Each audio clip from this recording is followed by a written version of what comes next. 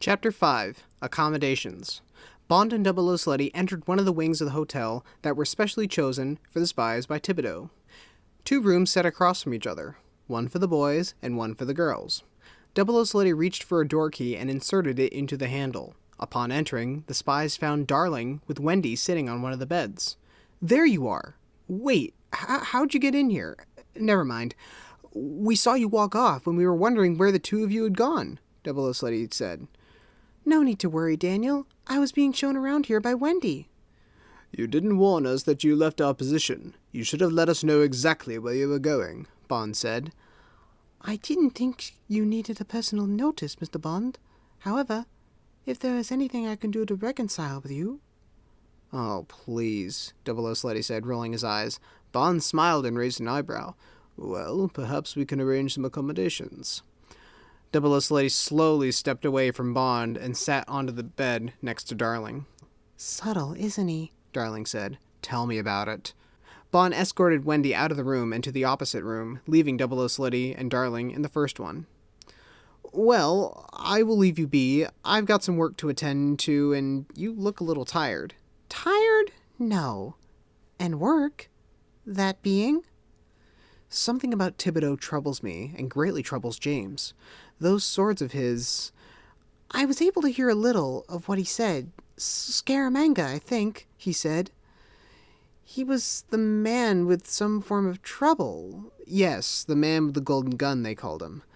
It sounds like this fellow we are dealing with felt like he was in second place, taking the gold part of Scaramanga's nickname to heart.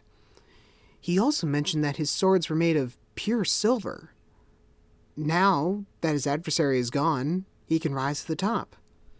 "Quite a theory you have there." "A theory all the same. I just wish Bond would lay off. He seemed so chill and relaxed, even funny on our last mission. If he could just, live and let live. Or is that live and let die in his case? I can never be too sure with him.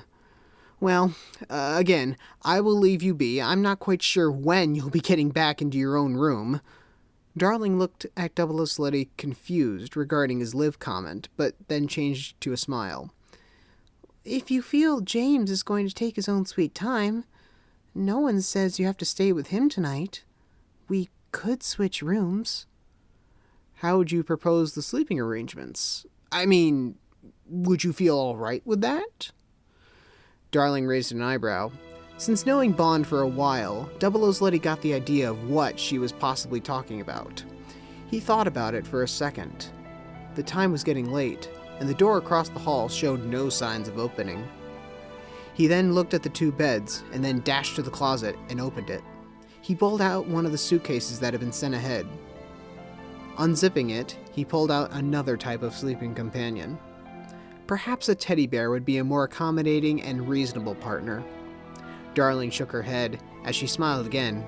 She then yawned and practically collapsed.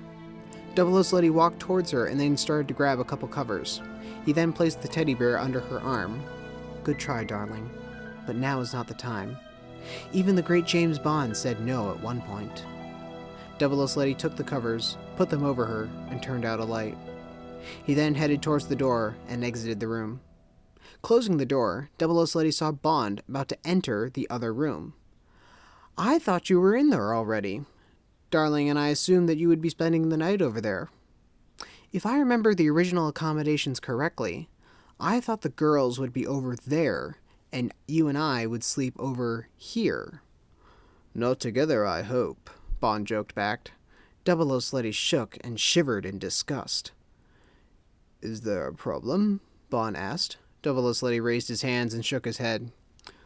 "Will you be spending it with Darling?" "Let me answer your question with a question. Do the names BB Doll and Stacy Sudden ring any bells?" Bond then realized 00 Slutty's reference to a young lady willing to do anything for Bond, and another who had gone through so much that their relationship was more father-daughter, or at least for a little while.